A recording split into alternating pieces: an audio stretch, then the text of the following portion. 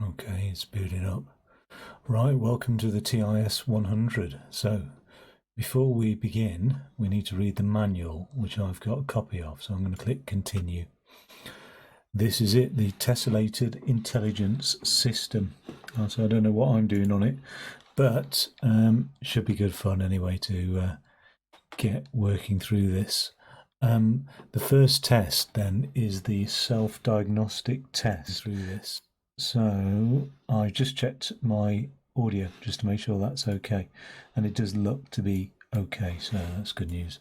So the first test is this self-diagnostic test. I don't know what that's say. Oh, we're in the segment map. Not sure what the specification editor is. Let's have a look at the manual. I mean, that's probably quite important to do actually before we mess things up. So there's a few notes in here. This is about Uncle Randy's sudden passing. From now, this is the machine that was set up on his workbench when he died. Maybe you'll be able to figure out what he knows, what he was doing with it. He would have liked someone to. He would have liked to know someone was going to finish his work.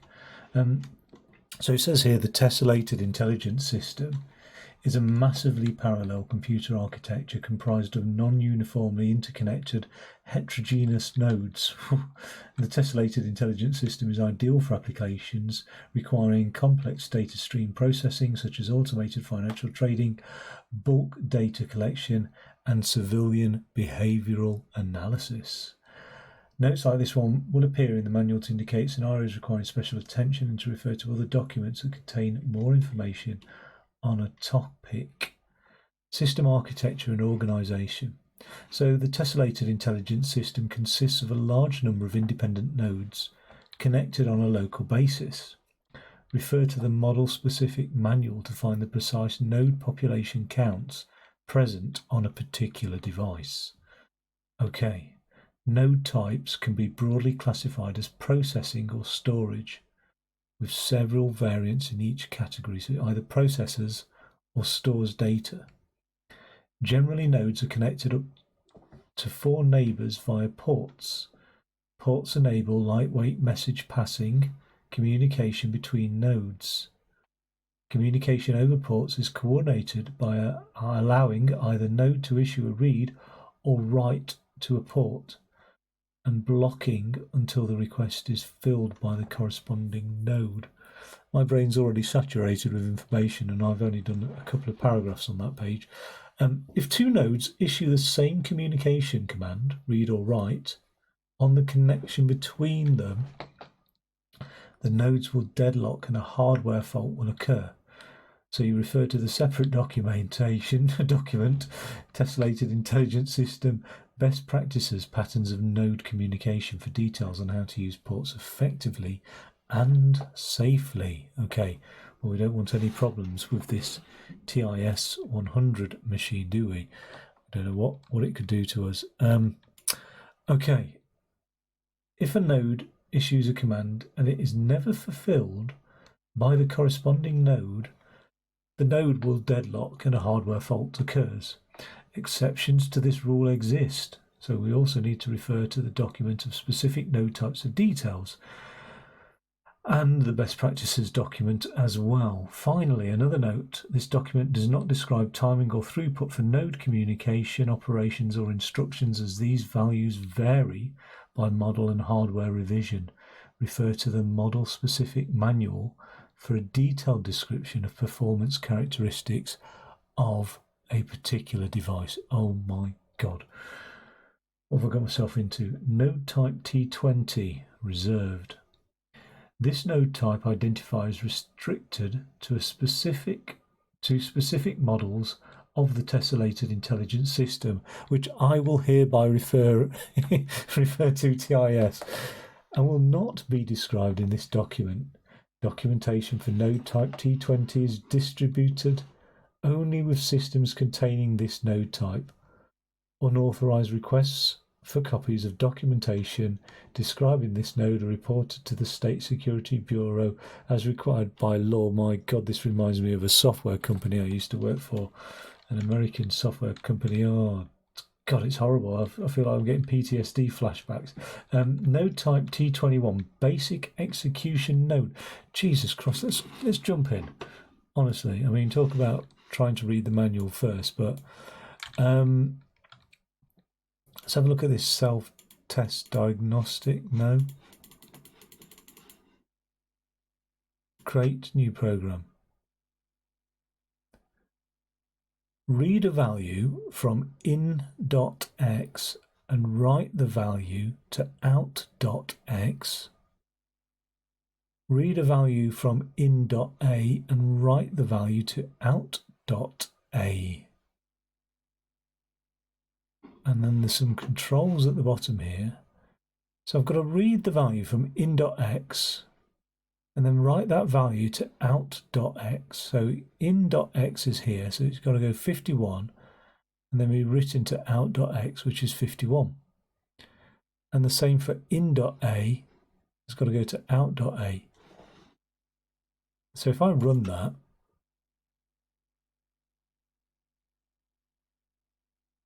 let's just pause it or stop it.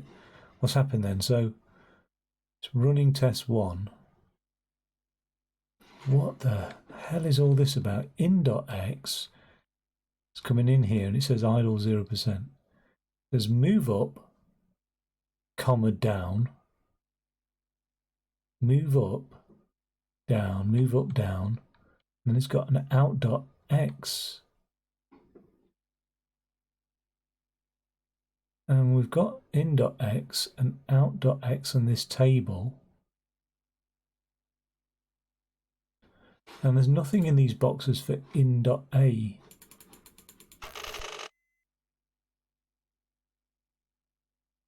Right, and so there's some debug, there's a communication failure there.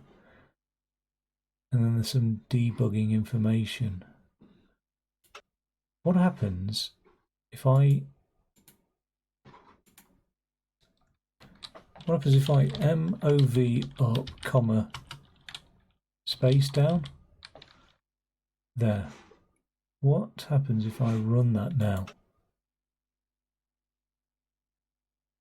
Nothing. This one here, there's no information. Let's go back to the manual then. My God, this is going to be tough, isn't it? This is going to be absolutely mind-blowingly difficult, I suspect. Basic execution node is responsible for coordinating the behavior of the TIS. Processing can occur within the basic execution node or can be delegated to specialized processing and storage nodes. The basic execution node executes a program specified in the basic execution node instruction set. Jesus Christ. A basic execution node program specifies computational and communication operations to perform. Operations are performed sequentially, beginning with the first instruction in the program.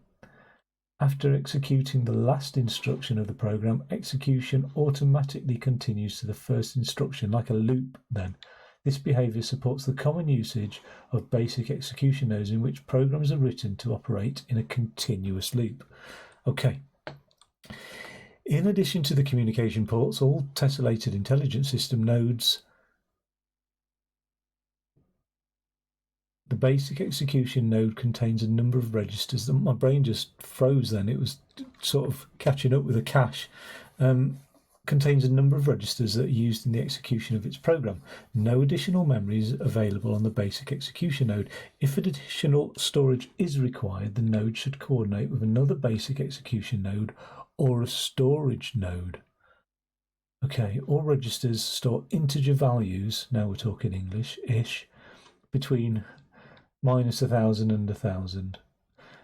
The representation of register values is implementation defined, and knowledge of the representation is not required to program the base. Right, well, that's good news. So ACC is the primary storage register for a basic execution node. ACC. Okay. ACC is used as the implicit source or destination operand of many instructions, including arithmetic and conditional instructions. BAK is temporary storage for values in ACC. And remember, ACC is the implicit source or destination operand of many instructions. Okay, it is only accessible through the SAV and SWP instructions and cannot be read or written directly. Jesus Christ. Nil. Reading nil produces the value 0. Writing to nil has no effect. Nil can be used as a destination operand to execute an instruction for its side effects only, discarding the result. So you're like sort of piping it to nowhere then. Left, right, up and down. Okay, this is the type port. Okay. Now, if you notice on the actual TIS-100, there are some up and down instructions there, so that could be interesting. Let's have a go. The 4 communication registers, up, down, left, right, correspond to the 4 ports that all basic execution nodes use to communicate with topologically adjacent nodes. Some ports will be disconnected on certain nodes within the hardware and will block indefinitely if a read or write command is issued. Refer to the interconnection diagram for the node to determine which ports are available for use. Okay. Right, so it's basically saying topologically means visually, move up or down. So the ports available are referred to by these arrows, presumably. So like there's an arrow going right here, and that's why it said a communication failure, because something needs to happen with that.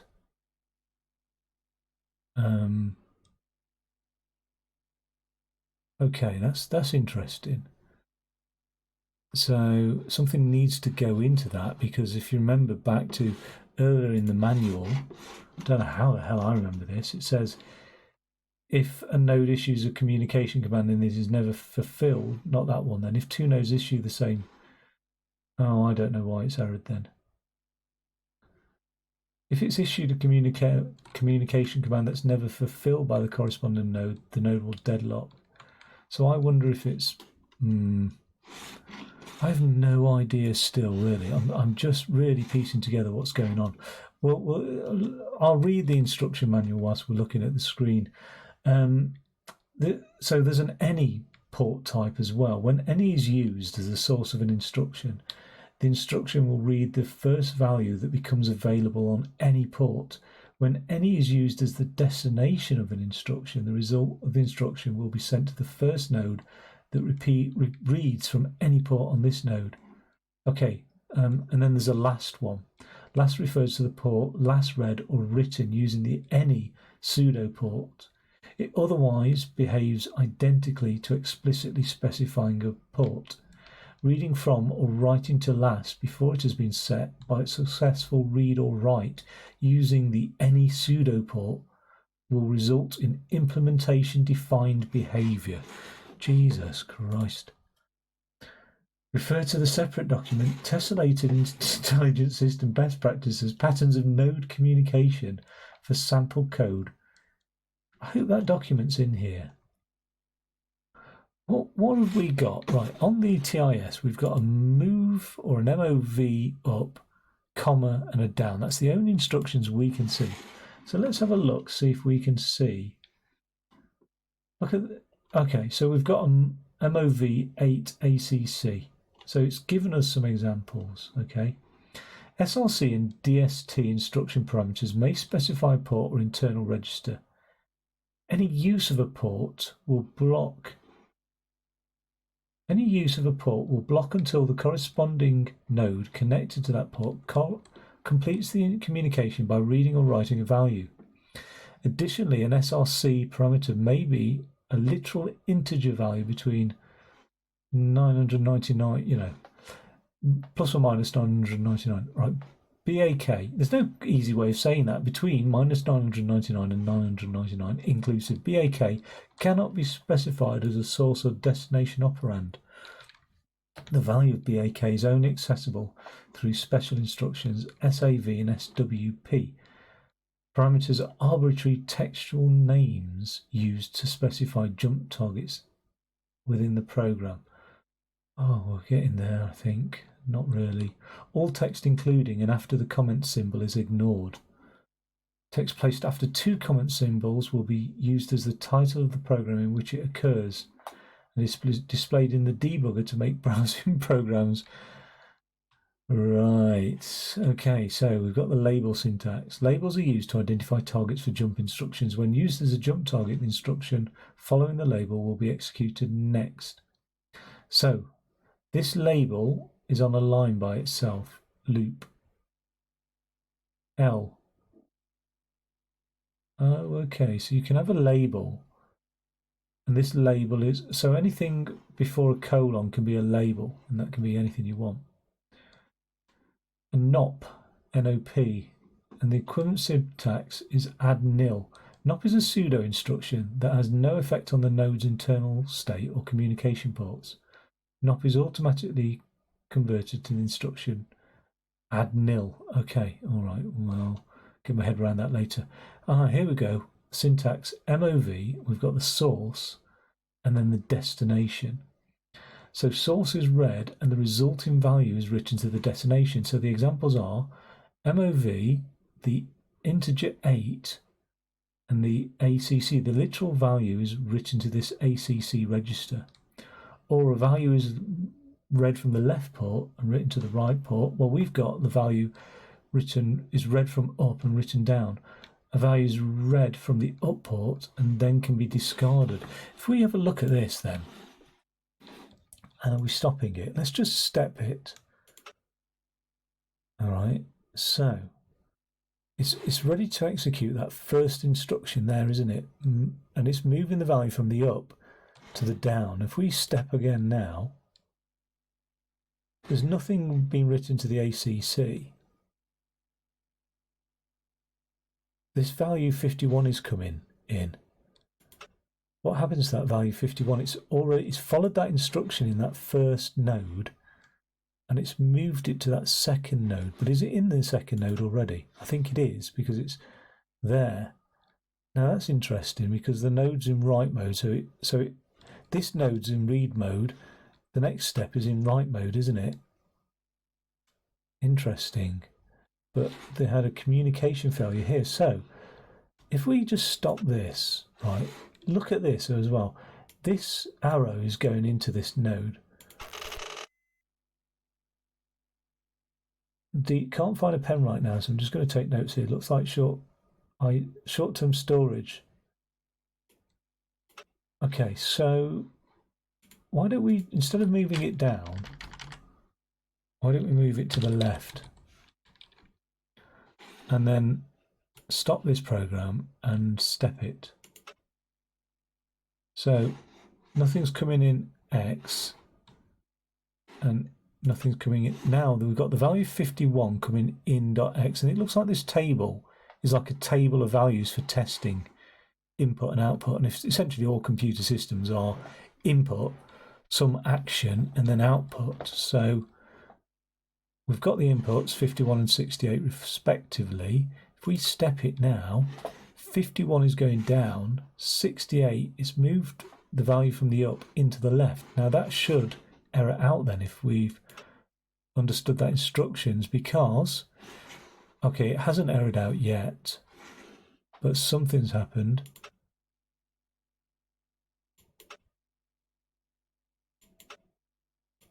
It's not sending those values. It's stuck on that same value on the in.a, isn't it? It's not shifted it. What happens if we entered some code here? So we move the value that's coming in from the right and we moved it to the left, okay? What would happen if we step through that now? So in.a is coming in at 68. It's now going into the left. Look at that. But there's a communication failure there. That node, and that node says communicate. They're not usable, are they? Those nodes. Let's move it down. Let's go into this one. We'll move the value coming from the node above to the node below. The value coming from the node above to the node to the right, and then can't tab across. We'll move the value coming from the node to the on the left. It's going down to the out.a. Let's now step through that. 68 is moving. A few more nodes to hit. So the A values are going to be behind the out values quite significantly, aren't they? It's going to, well, okay. So it does read new values. Oh, okay, but it's always going to spit out an out dot value, isn't it? Even if it's 2 behind, because there's 2 less nodes, so it's going to stay 2 behind. That looks good. Right, let's run that.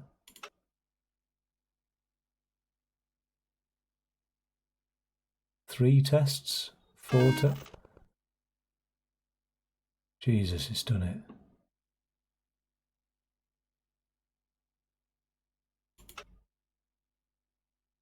Okay, so segment 00150 is nominal.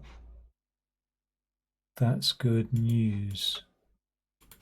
So you can do different programs, the same segment. I don't know what this is. Create new specification. Oh, you could create your own puzzle, can you? Let's have a look at segment 10981. This is the exciting segment. Read a value from in.a, double the value and write the value to out.a. And there's in.a. Then we have to double it and then write it to out.a, which is down here. So we're going to have to use an arithmetic operand. Where are those mentioned? Add. I mean, multiplication, doubling is essentially arithmetic, isn't it? Because you could say doubling is adding itself. And actually, is there any multiplication here? There is only addition. Stack memory node. Oh, the manual's not humongous. Breakpoints. To set a breakpoint, place an exclamation mark at the beginning of a line. When a breakpoint is set, the program will be paused before the line is executed, allowing you to easily debug code that would be too tedious to step through one instruction at a time. I like it. I like that. Okay, so let's have a look at... Well, these are example programs. Add a move left, read a value from the left port into the ACC register. Add the value in the ACC register to itself, doubling it. Now that's going to come in handy, isn't it? So let's go back. It was move the value from the up space down.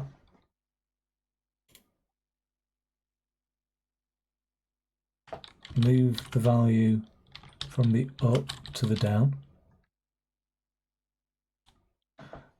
Now, we want to move the value from up into the ACC register, don't we? That's what it was saying. And then we're going to add the value in the ACC register to itself. And then we're going to move the value from the ACC, which I think we can read from, towards the right-hand side.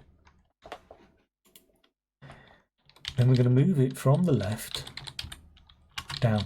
Oh, that's a nice instruction. Let's have a quick step through. Value comes in at A. This table then is the actual and then the expected, and then it must be the actual. So 66 is coming in. 66 is coming in. It's doubled it. But we can't see what's in the ACC. Oh, we can. 66 has entered the ACC. It's now doubled it. 132 is in the ACC. It's going to move it to the right. 132 comes out. And then 132 comes out. 132. feeling confident about this one.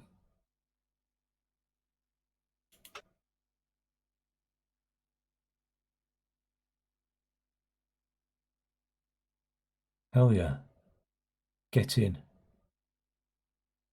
I mean, it's a fairly simple program. If it's going to work for the first one, I imagine it was going to work for all of them. That's segment 10981 completed. This is a differential converter. Let's hope that this is linearly increasing in difficulty and not exponentially. Read values from in.A and in.B. Okay, yeah. Write in.A minus in.B to out.P. Write in.B minus in.A to out.N. Oh my god. Well, we've got to get the value first of all, so we're going to move from the port up into... What are we going to do with this?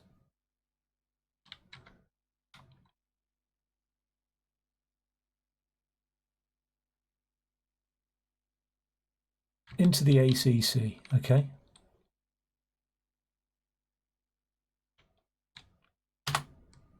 And here, we're going to move the value from up into the ACC again. Oh, this is a bit horrible.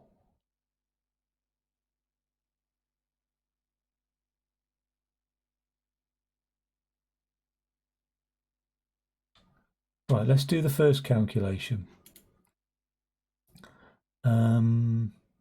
We're doing P is expecting in.A to be in.A minus in.B. Now, how do we do an ACC equals? Let's go back to the manual. Let's have a look. It's all about this addition, isn't it? Or there's a subtraction, subtract source. The value of SRC is subtracted from the value of ACC, and the result is stored to ACC. Okay, right. So, right, that's nice then. So, what we could do is we could subtract the value coming in from the right, and that's then stored to the ACC, and then we move the ACC down. Okay, we'll be able to see what comes of that in a second. We're going to move up to the ACC. We're not. We'll just move up towards the left. Okay. Let's step through this then. So the value coming in .A is 44, and the value coming in .B is 93. It's stored sub right. Oh, it's stored at 44 in the ACC, and it's about to execute this command now, which is subtract 93 from 44. So let's do that. And the ACC contains minus 49, and then minus 49 is moved down. Sweet.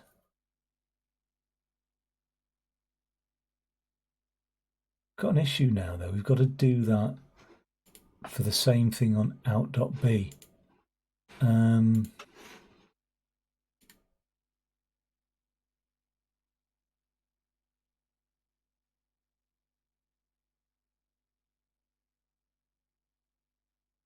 So what can I do with that there? Got to somehow get that value back.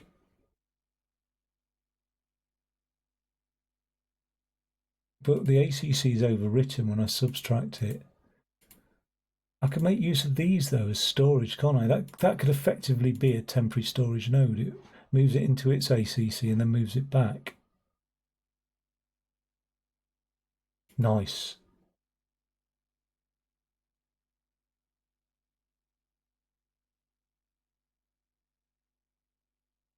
I think I've got it. Right, let's just get my head around this then. So we'll move the value that comes on in.a from up to the left, okay? And then we're going to move that value coming in from the right into the ACC. Same here, the value is coming in, and we're going to shove it off to the right, and then we're going to move it from the left into the ACC. Does it clear the ACC when it moves it? We'll find out.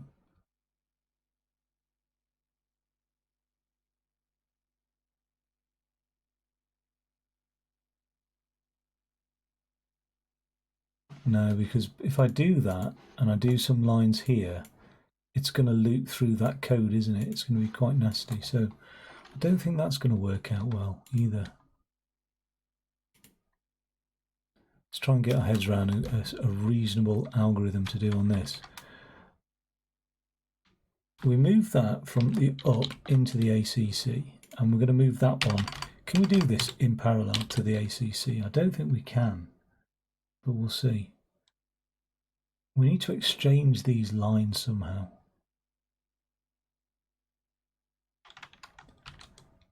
I wonder if we move that to the left, right, and we move that one to the right, do we incur an error? I think we do. Do we?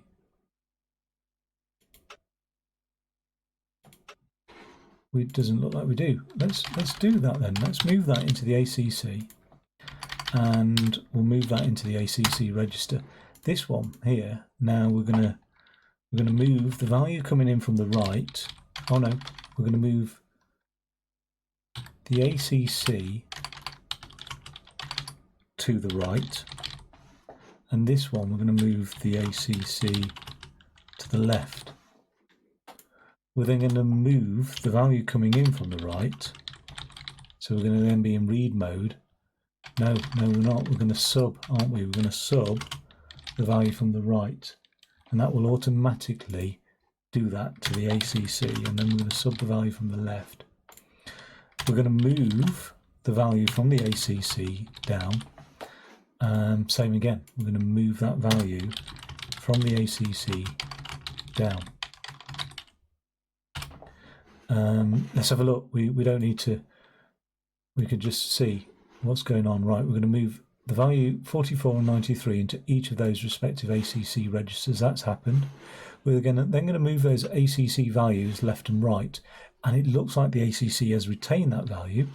We're then going to read the values coming in on each program. Are we reading it?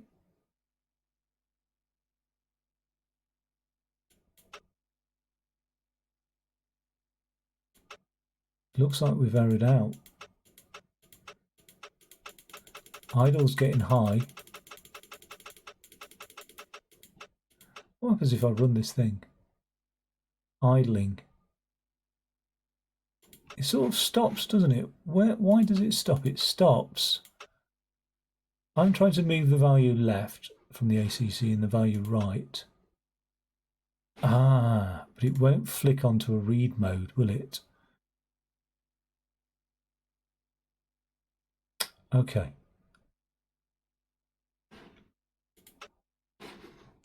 There's another option to do this then. So whilst it's still trying to write to another node, until that other node's actually read it, it can't then move on. We're going to move the values into the ACC. This one's going to move that ACC value down one. So this will capture the original value in the ACC.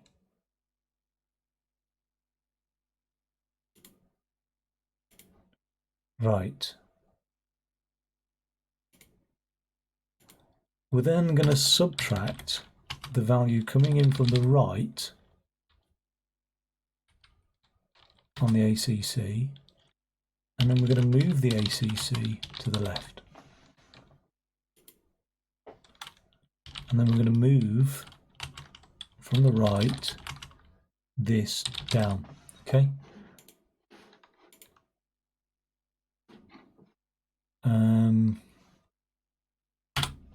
This is stored it in the ACC. We're going to move the we don't need to move it into the ACC. We do, because we need to move it twice that value. We're going to move it to the left. All right, so we're going to move the value in the ACC register to the left. Oh my good lord. Okay, cool. I got it. Right, so we're going to then move... What the... Oh, my brain is frozen. We're going to move that left. Yeah, and then we're going to move that ACC value down one. And here we're going to do the nice calculation. We're going to move that from the up into the ACC, and then we're going to sub what's coming in from the left into the ACC, and then we're going to move the ACC down. So here we need to move from the ACC into the right, and then that node's job is done, isn't it?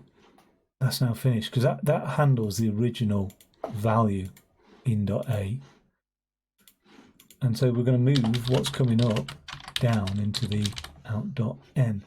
Here we've probably just got to put some other code in, so we move, this is the rectified value, so we're going to move what's coming. What on earth is that? That's my brain not functioning anymore now. It's gone into full-blown dyslexia. Move up into the right. I'm not dyslexic, by the way. I'm just, this has caused me to acquire. Move from the left down. Okay. Oh. Let's just bloody run it.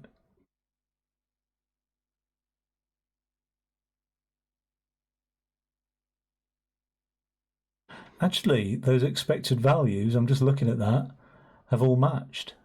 I can't believe it. That's crazy, isn't it? It's actually worked. So let me just get my head around it. The value came in from A, it went into the register, it then got shifted down. So there's the original value from A. We then subtracted the value coming in from the right and then moved the new value to the left. So the new in.A value goes all the way around this way and then down. The old one came here, and in.B combines with that, subs that, and that goes down. Fantastic, if I do say so myself. I don't know if that could have been done more efficiently, but I'm pleased with that. Right, let's try and get 5 done then. So signal comparator, right. Read a value from in. Okay, so we've only got one in. Read the value from in. Write a 1 to out.g if in is greater than 0. So if it's positive, write a 1 to out.g. Write a 1 to out.e if it's exactly 0. And write a 1 to out.l if it's negative. When a 1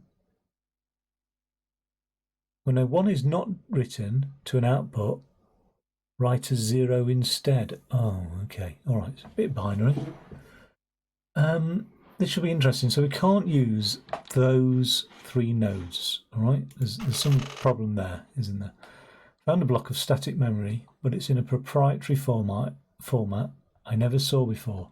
Can't make too many different kinds of machines. Oh no, there's just 2. I'm not going to read all that. Okay, but yeah, I think we can have a crack with this then, can't we? So we know what to do here. We're just going to move that value from up to somewhere like down. Now, this will be interesting. I mean, it is all interesting, but we've got to somehow assess a value to see if it's positive or negative, and we've got a limited set of means of doing that. Okay, so the NOP's not going to be useful because that just dumps a value, doesn't it? Move moves it, we know that. We can move it into the ACC. The values of ACC and BAK are exchanged. The value of ACC is written to BAK. Let's just have a quick... What's ACC? Is the primary storage register, implicit source or destination operand of many instructions, including arithmetic and conditional instructions. Now, back is a temporary storage for values in ACC. It is only accessible through the SAV and SWP instructions and cannot be read or written. Right. So what is that SWP? The values of ACC and back are exchanged. So that back is a backup then. Let's just have a quick look at that and see. Let's just put that into action. Let's move the value coming in from up into the ACC. Okay. Let's then add, I don't know, let's add 10 to the ACC. All right. And then let's do that swap. So let's swap the ACC. No, let's move the ACC down. All right, we're just going to move what's coming in into the ACC. Let's then swap SWP, not the Department for Work and Pensions, the SWP, Socialist Worker Party. Oh my God, it's all political. Let's, I'm getting so excited by this. It's sad. Just temper that enthusiasm. Don't be too geeky. SWP, and let's move what's in the ACC down. So the original value in the ACC is what's coming in, which is a 2. Right, so let's just step through it, all right, whilst we're doing this. 2's coming in. That should be stored in the ACC. We've then added 10 to the ACC 12. We move the ACC down, so 12 is there. Cool. And then we're going to swap what's in the ACC with the backup. Now, why does the ACC ended up as 0? Interesting. And then we've written nothing to the backup. Okay. No idea then what that BAK is. I thought that backup was the value of... Oh, okay. I'm wrong. I need to SAV before I do anything. So let's just SAV that. And that SAV is what enters that ACC value in the BAK or the backup register. That's made all the difference. And that was in the that was literally the next line in the instruction manual, this SAV line here. So let's step through that.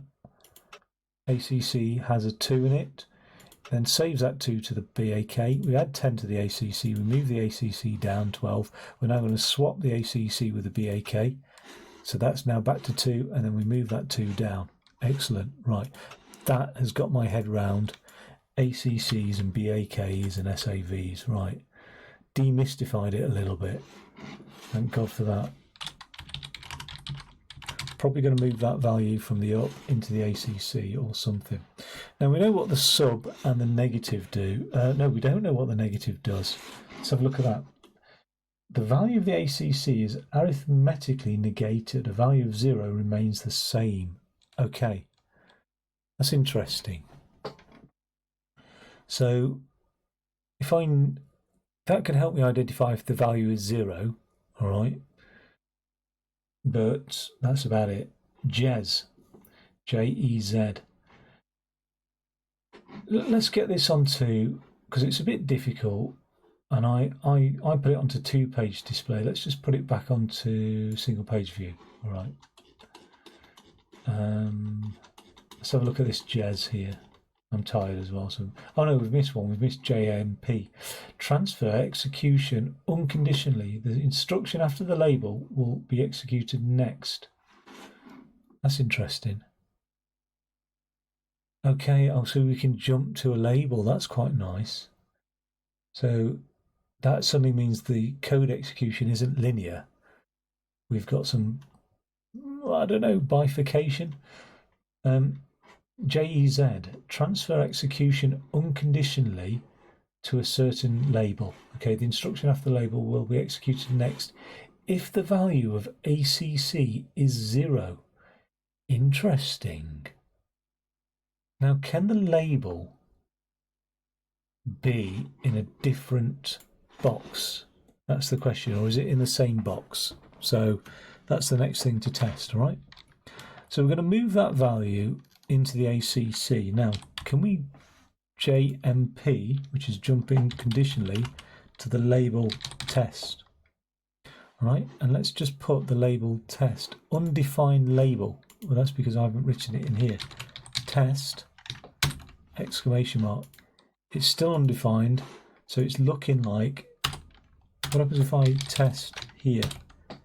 Yeah, so it has to be the, right, so I can't jump to another node.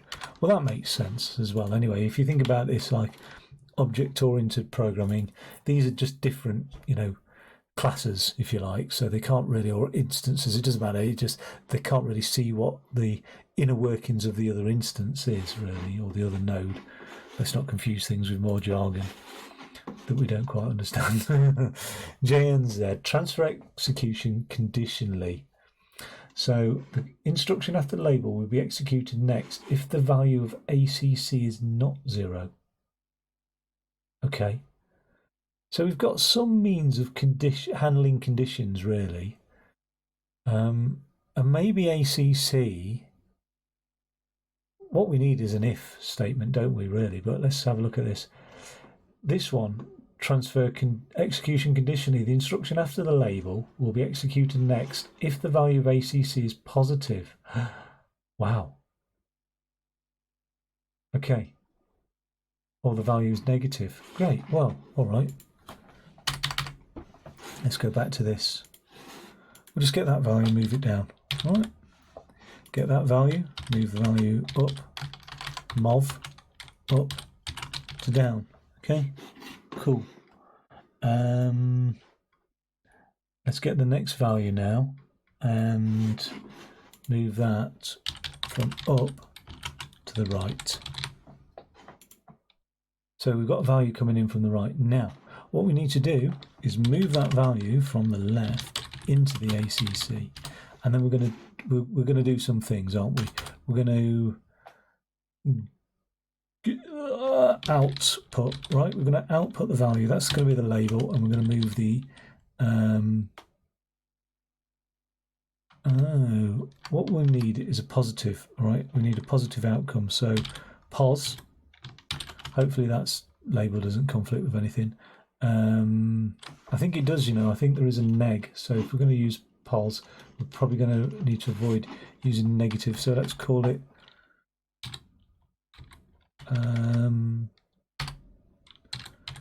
success. All right.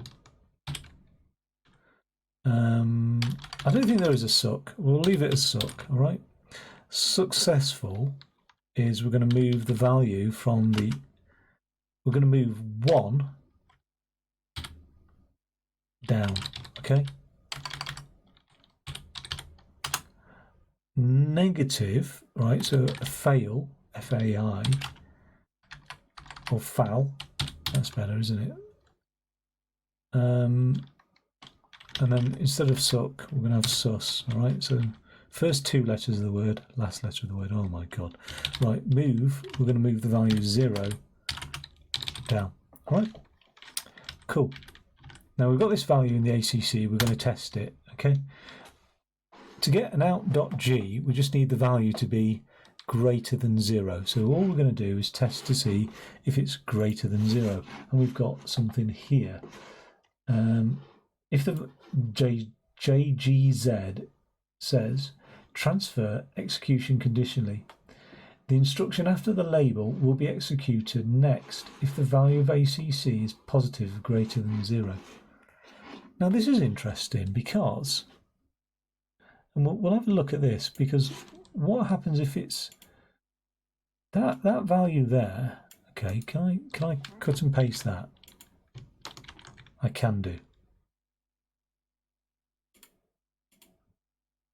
We're going to test it. So we do the JGZ, and then we're going to move it to the success label. Right? If it's positive, it's going to execute the success. Now the thing is, what we don't want it to do is then also execute that line. So I'm hoping it executes that line, then that line. If it's successful, it jumps, executes that, and then ends the program. What I hope it doesn't then do is go back to this and then re-execute that, but we're going to test it. And we're going to test it now because the first case is a positive integer. So 2 is going into node 1. It's just been shoved down. The ACC is not in use, all right? It's in the ACC here. It's now going to do the test. Test has passed, so it's going to move the value 1 into the output. What's the next thing it's going to do? It's going to go straight back to the beginning of the program, straight back to 1 going into the ACC, and straight back to the... I'm liking it. So let's just stop all that. Let's just copy and paste that. Bajubbins. And paste it into there. Wait.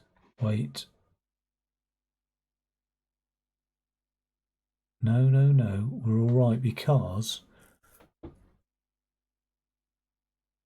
what we always need to do is move the value on 1, don't we?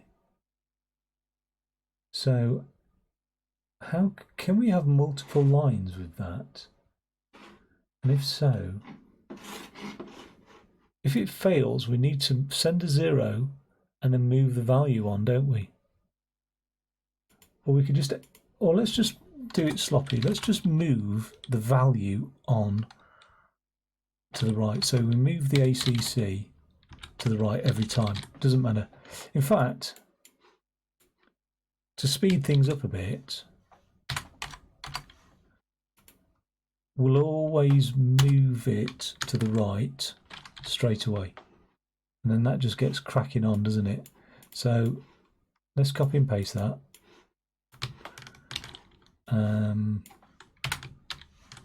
And then same again here, except there is no moving it onto the right. So we're all okay there. Okay, cool. This test here, out.e, we're saying if it's 0.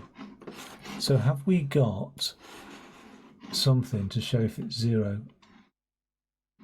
If the value of ACC is positive, that's JGZ, so we can come back to that in a second. Oh no, we've done the positive one. JRO is the instruction at the offset. We don't want that yet. JLZ. If the value of the ACC is negative, so we've got the negative one. Let's put that one in before we fill our heads with stuff. So the negative one is the one that's going out to out.l, and that was JLZ, not JGZ. JLZ is the test. If that passes, if it's successful, it will send a 1 down. Otherwise, it will send a fail. Oh, wait, it's going to send a fail and a 1, isn't it? Oh, that's not good.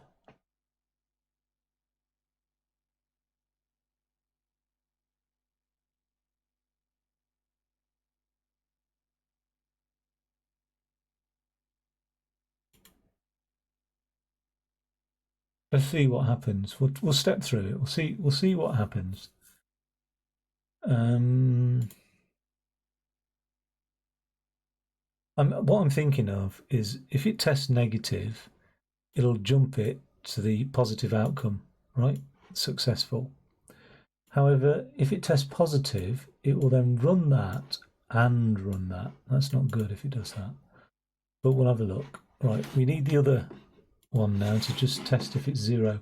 I think that was JNZ. Okay, cool, it is. One at the top there. So let's just put a JNZ in there. I want to step through it before I begin this, so let's just step through it, get that value. 2 is now entering the first node.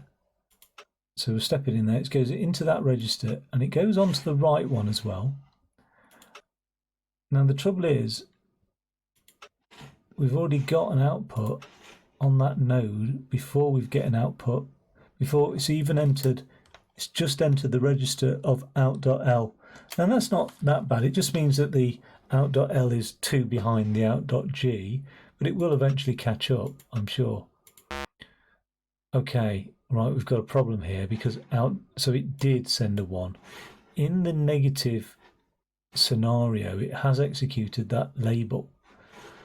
So we need a way of not executing that label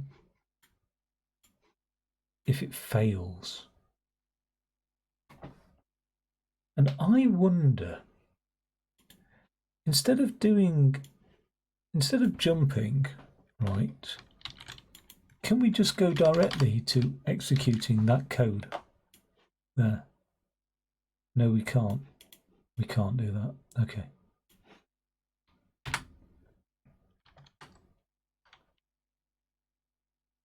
So that's if the test is positive.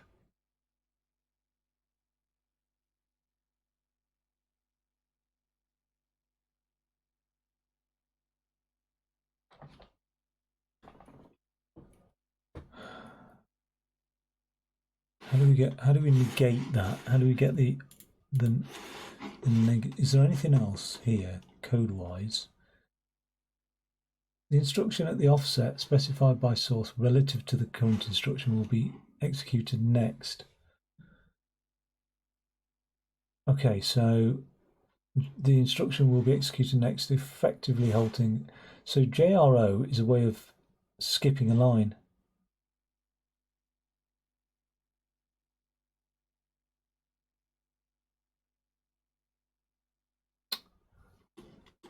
Come to an on-pass, really. What else have we got? Okay, here we go. We've got something here. Read a value from the output into the ACC register. Now we're going to test it. If the value in ACC is greater than 0, jump to positive. If the value is less than 0, jump to negative. Jump to start. Now if we go to positive,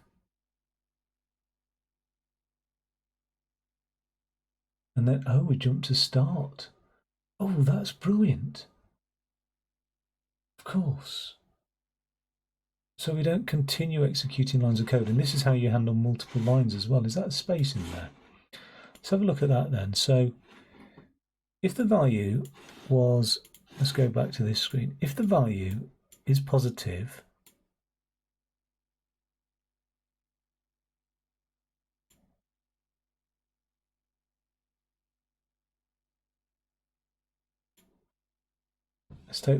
let's take that negative situation out for a second. There's three possibilities here, and I'm only keen on one. No, it's either positive or not. If it's positive, we're going to move a 1 down, and then we're going to jump to the start. JMP start. Look at that indentation as well. So there is a jump to the start. However, that's not a defined label. We've actually got to say what the start is. Cool. Getting it now. Right. It will always execute the start. Doesn't matter if there's a label there. It will always execute that.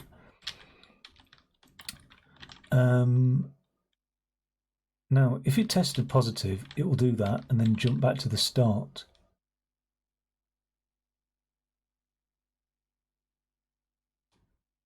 However, if it's negative,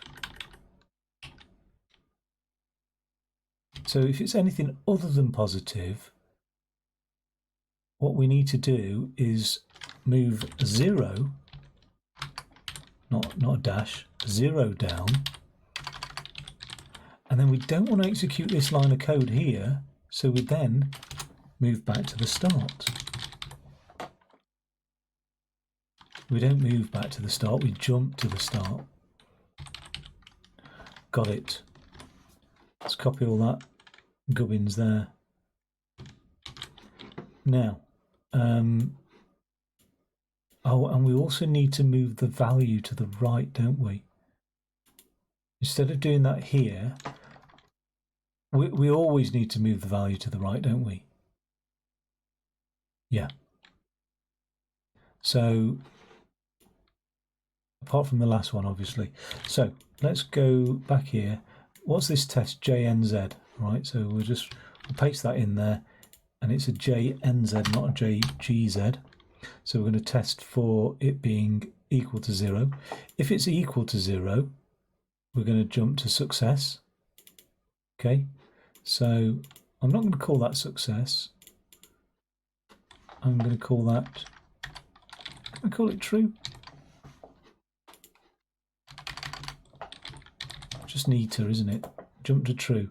Just feel instinctually, I feel that that's bad because true is often a reserved word, but it's a nice 4-letter word. It'll do. So if it tests as 0, we're going to jump to true. We're going to move 1 down, jump back to the start, which always sends it to the right. Otherwise, if it doesn't test as true, it'll move a 0 down and jump back to the start. Oh, we're in the money. Okay, let's copy that, and this is a JLZ, so let's paste it in there. What we don't want to do is move it to the right. That's going to cause an error, so we'll get rid of that. And then this was a JLZ. Okay, let's step through it. Where's that value? It's there. 2's coming in, goes into this node, enters the ACC. We're going to move it on right all the time anyway. We'll just focus on the first node whilst this is going on. So, is the JGZ test, is it positive? If it is, we'll move to true. It is positive, so we move 1 down, and we're going to jump back to the start in a second. On this second node, the test is, oh, it's just moving it to the right. The test is it negative or is it a 0? I think it's more, is it a 0? If it is a 0, oh, but it's not a 0. So why did it jump to true? That's a fail. So look at the manual, because I had the test as a JNZ.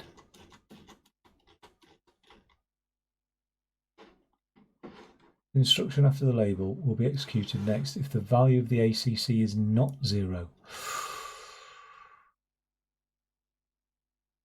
If the value, so we want the JEZ, not the JNZ. JEZ. Okay, but apart from that,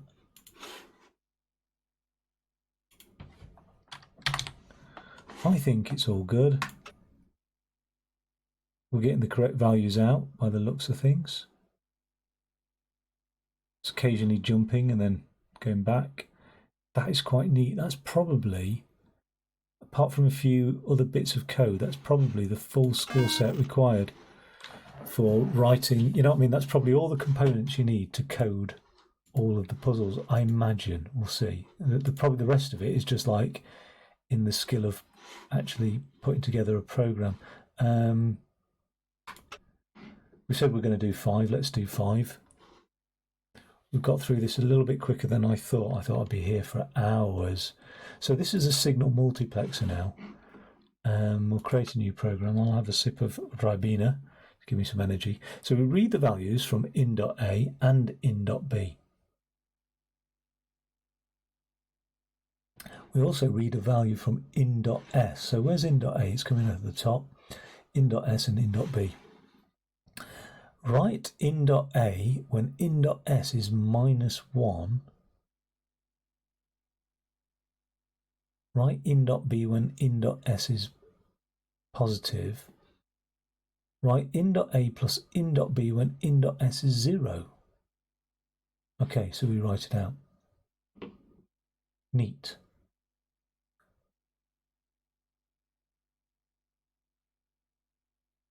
Very neat. So we need a test for positivity.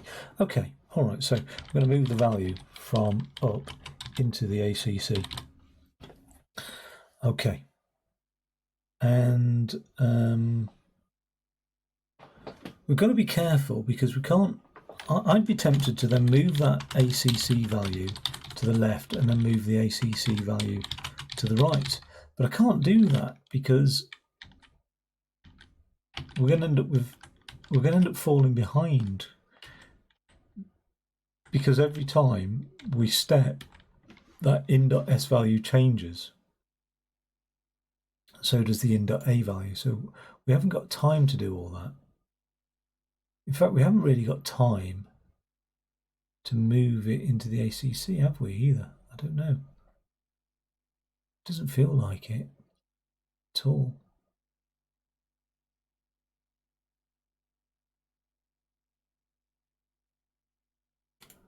Okay, let's move this value coming in from the up. Now, if the S value is a negative number, negative Nelly,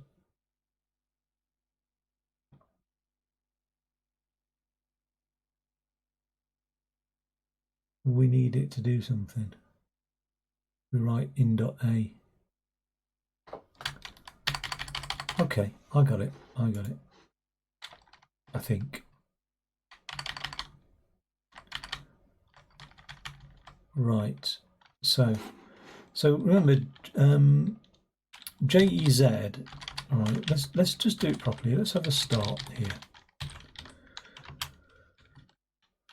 Okay. Now, if we JEZ the ACC register, if we test for zeroness and we find it's not zero, well, we find it is zero. Okay. We're going to jump to the label 0, which isn't defined. If we do a negative test, now the negative test was if it's JLZ, isn't it? So if we do a JLZ, we're going to say that's negative. We'll just call it a neg. And then if we do a JGZ, call that pos. Okay.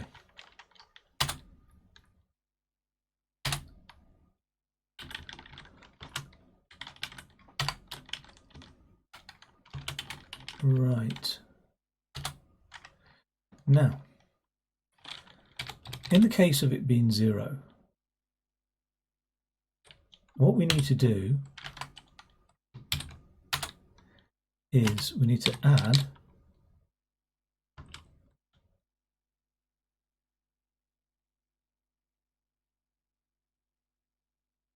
now in the case of it being 0, we need the number from the left being so we've got to move from the left into the ACC. All right. Probably need a space there just to be precise about this. If it yeah, we're adding it. If it's 0, we're adding A and B, aren't we? So we're then going to have to add from the right. And I think that's the correct syntax for adding from the right. You know what I mean? Adding the value. Where's add? Add left. A value's read right. Yeah, so we're on the right syntax. So we add right to the ACC, and then we'll just basically move the ACC down, and we go back to the start, jump to the start. Okay. In the example, how much space have we got here? Oh, we've hardly got much space at all, have we? In the example of it being negative, right, so if it's negative, what we're going to do, we're really going to run out of space, aren't we? I need 2 lines for each. No, I don't. Do I? I do, probably. In the case of it being negative, when the ACC is negative, that is.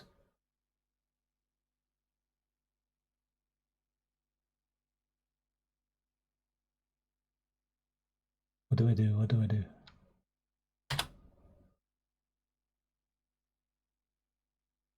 Brain is frozen. We're going to write in.a. So how do we do that? We're going to just We're going to add left. No. We're going to move left into the ACC, but then we have to move the ACC down. No, we don't, do we? No, we do not. We don't need to touch the ACC, do we? We just move whatever's left, because we're going to write A. So we just move whatever's left down. And in the event that it's positive, so let's have a look at positive. When in.s is positive, we're just going to move whatever's on the right down. Here, because we run the risk of executing this posi script, we're just going to go jump start again. Okay, we're going to move what's coming from the up down, and then we're going to move what's coming from the up down. And then here, all we're going to do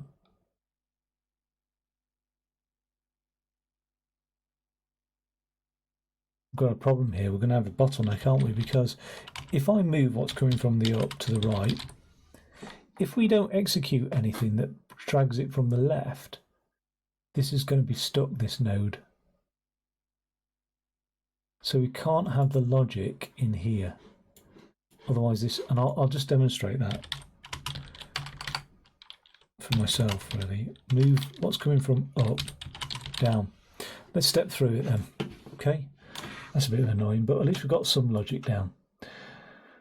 Okay, so the first values to come in, right, we've got the -1 situation. So what we're expecting is the negative situation to be executed, right? The first value is a -13 coming in to A. Okay, and a what's coming in to B, a 7. All right, so in the -1 situation, let's just have a look. Let's execute now. We're going to store that -1 into the ACC. We're going to jez the ACC to check if it's 0. It's not 0, so we're going to JLZ it to check if it's negative. It is negative, so let's move it on to the negative. Because it's negative, we're going to get the value coming in from the left, -13, and move that down. Great. -13 is there now, and that will move down. So we'll output the -13, which is bang on correct. However, we've got a problem here now, because we've got the new value coming in, -29. Oh, -27's coming in. In.s is a 1, right? But we've still got the old value in this node, I bet. No, we haven't, because I never quite programmed it properly. I said move it down, not. We actually need to move it to the left. Okay. Let's just step through that very quickly again. So we've got the -13 going out, which is what we expect. But this time, when we're doing the -27, we've tested positive. The value coming in is a 7, which doesn't prove anything, because actually the old value was a 7. So we'll do the positive test. We'll shove that 7 down, but we'll soon see that it gets out of line in a second, because we've still got a 7 in the buffer, if you like, there. And actually what should be in that buffer is a 6. And that in.s is already, yeah, we're creating, look, it's got all disjointed. It's now making fart sounds at me. Well, the digital equivalent of a fart sound. That's not good. And look, and you can see that it's idling as well, so the buffer's not getting cleared.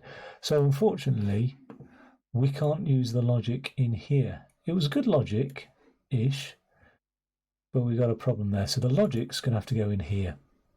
But that's okay, because what we're going to do is we're going to use this binary logic. Okay.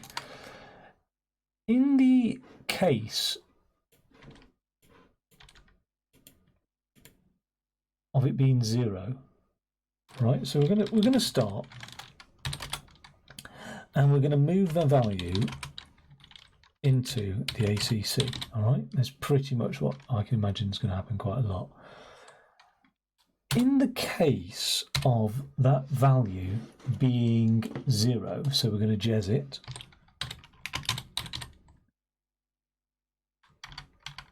We don't need to specify the ACC, it's always implicitly specified, isn't it? So we're going to jez it, and we're going to jez and jump to the 0 case, all right? Undefined label, that's fine, because I haven't got around to defining it yet. 0. In the case of it being 0, I'm going to do an output here. I'm going to say I'm going to move the left value into the ACC, and I'm going to add the right value into the ACC, and then I'm going to move the ACC down one. So the only time this will see an input, oh no, if it's always expecting an input, it's got a problem, hasn't it? So that's not good, because I was going to say the only time we're going to output down is when this value is a 0, but then that will always expect an input or an output, so that's not good. There. This is going to be the box that we're going to move something down, aren't we? We know that. We just don't know what we're going to move down yet.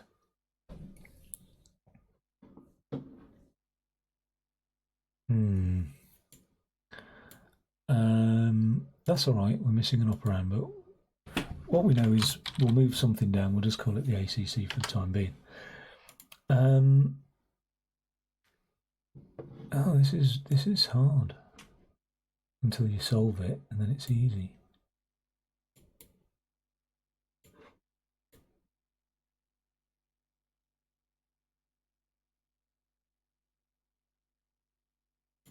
Let's always have this receiving some input, okay?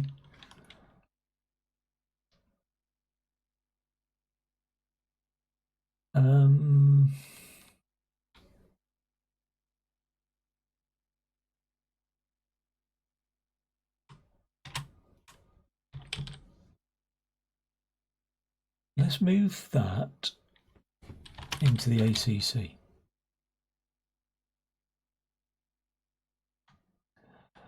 In fact, no, forget that.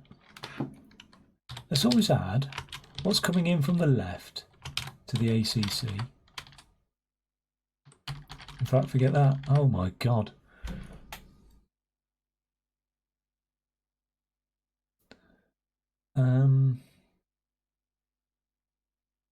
Yeah. Whatever's coming in from the left will always add into the ACC. And whatever's coming in from the right will always add into the ACC. And then we'll just move the ACC down. Okay? And then here, we'll move whatever's coming down, down one. Right. And the reason we're going to do that is because this logic here. In the situation where we have a 0 in the ACC, we're going to add A plus B. All right, so in that, if we add a 0 will always add A plus B. So what I'm going to do is I'm going to say move a 1 to the left, move a 1 to the right.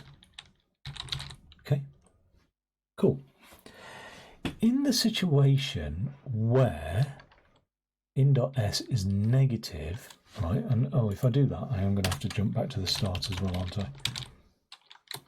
In the situation where the ACC is negative, well, we don't know the ACC is being negative because we haven't actually moved anything into there, so we'll move the up value into the ACC. When it's negative, which is a JLZ, I think, a negative test, then the only value we're interested in is the in.a value. Okay, so when it's JLZ negative, we're only interested in the in.a value. And when it's JGZ, i.e. it's positive, we're only interested in the in.b value. So let's handle the negative situation, neg. If it's negative, I'm going to move a 1 to the left. And then move a 0 to the right. Now this is difficult, because in the positive situation I want the opposite. In the positive situation I want to move a 1 to the right and move a 0 to the left, but I've run out of space to handle my jump back to the start. Now that's interesting, because can I just move that line up there, be a bit cheeky, and just have a jump start back here?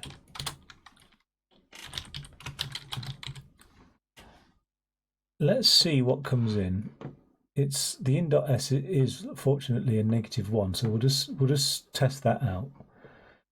Okay, let's just step through that. So a -1 comes in. It doesn't meet the criteria for the 0 test. It does meet it for the negative test, so it's going to move that to the left. It's going to move a 0 to the right. Why is it not moving a 0 to the right? Ah, because nothing's been read on the left. Okay, that's cool. We're going to move up to the ACC. What we're going to do now is we're going to save the ACC into the backup memory, and we're going to move the value coming in from the right into the ACC. Right? We'll do the opposite here. We're going to move up into the ACC. We're going to save that ACC into the backup menu, and then register, and then we're going to move the value coming in from the left into the ACC. That should just get us able to step through this code now. So let's have a look. -13 is coming in on the left, 7 on the right, -1 in the middle. That -13 has gone into the ACC, that's good, and that 7 has gone into the ACC. It's not a 0 test, but it is a negative test, so we're going to move a 1 to the left and a 0 to the right, and then we're going to jump back to the start. Okay, cool. Now, we've got an issue here because we've got a bit of a disconnect, haven't we? In.A has got a -29 coming in, so in.A is really skipping ahead.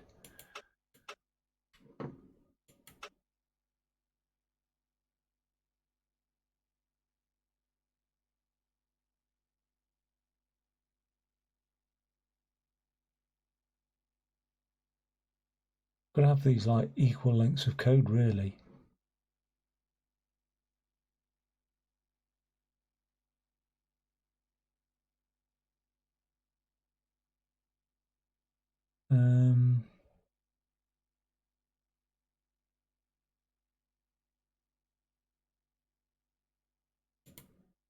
Let's see how it goes anyway. All right, so this logic, so move right into the ACC. Now let's just test the ACC. If it's a 1, so the only thing we need to test is it's positive. All right, so the positive scenario, JGZ. If it's positive, then we're going to execute the program true. All right, and in the program true, all we're going to do is we're going to swap SWP, swap the BAK and ACC, and then move the ACC down.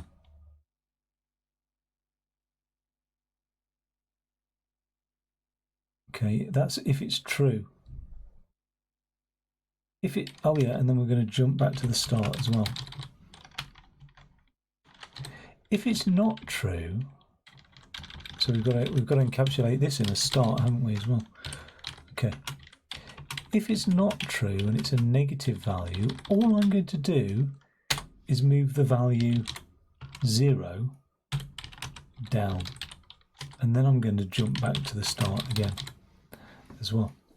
And the reason I'm doing that is because if I move whatever's coming from the up to the right, remember it's always going to add a value. And what it's going to do is instead of, it's going to only use the value 0. The value 0, if it wants to use the value from the left, okay, which is in the scenario when s is a -1, adding a 0 to that makes no difference. Or again, moving the 0 from the left and then adding the right makes no difference. So we're all good. Yeah, move up left. Now, the only trouble is, okay, I can copy this and just sanity check it. Move up into the ACC, swap that, so move the ACC into the backup register, move the left into the ACC, test it to see if it's sent me a 1, and it's only sending me a 1 in the case where it's either 0 or positive. Okay, check if it's sent me a 1. If it has, execute this code, and if it hasn't, just send a 0 down. Oh my god. Right, let's I mean, if I step through that, I'm expecting the first output to be a -13, which it is. That's good. So some logic has worked out in there, but I wonder if it's just going to get slightly out of sync. We'll see if it does. The next value is a 7, which it is. The next value to come through is a 6, which it is. Everything is shifting down nicely. It's bloody worked, hasn't it? I can't believe that. I don't understand why it worked if I'm 100%, because there's a lot more code here than there is here and here. So why does it not get disjointed? And the only way to tell that is to step through it, really. So let's have a look. Let's get the -13 on the out and see where everything else is. Okay, -13 on the out. We've got this second line in the system. So where are we at with that second line? Because the third line's good to go. -29, 1 and 6. So where are all the numbers for that second line? Well, -27 is in the backup here. So that's that number. And the 7 is in the backup here. We're just doing a test now, aren't we? So we're moving the left into the ACC and we're moving the right into the ACC. So let's just do that. So that one's true. It's going to jump. Why? What's happened with the left here? Why has that not read its value from the ACC? It has. It's just waiting a second. That's going to jump to the start. Oh, of course. Right, I see. That idle time might accumulate. Okay, it sort of balances out. I bet you there is I bet you the scenario is 0, right? If the value is 0, it's always going to add the left and right to it. Okay, so it's always going to clear the left and right nodes, right? So that's sort of equal. But I bet you that there's probably an equal amount of negatives and positives in this to balance it all out. If it was heavily positive, this left buffer would end up blocking up and that idle time will accumulate. No, it won't, because it will always send a 0 value down. So it does work. I've done it well. What I don't know is if I could do this more efficiently. I imagine I can. But there we have it. So let's just get back to the segment list. We've done first 5 segments. We've now got a sequence generator, a sequence counter, signal edge detector, that'll be interesting, interrupt handler, and a simple sandbox. I was about to say this is very Minecrafty as well. If you look at things like the comparator and the multiplexer and the generator counter detector, the only thing is, you know, I haven't really ever put an interrupt into a Minecraft circuit, but I imagine you can easily. I have used edge detectors, rising edge and falling edge detectors and things like that. So yeah, it's pretty cool, this TIS-100. I think I will make a series of it and crack on. I mean, this has taken me over an hour to get this far, and I imagine those next 5 are going to be even more difficult. But part of this hour was familiarising myself with the manual, which, Jesus, let's just say, I'll just cut myself short of of blaspheming there, because I'm not lightning proof. It's quite a tough manual to read, actually. Well, there's a lot of terminology in there that, to the layperson wouldn't be, I suppose node, tessellated, data stream, maybe. I mean, there's, depending on where you're at, there's a misspelling of behavioural, gives its American origins away, doesn't it?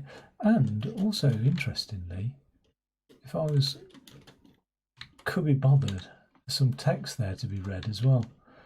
I could Photoshop that and just darken it to see.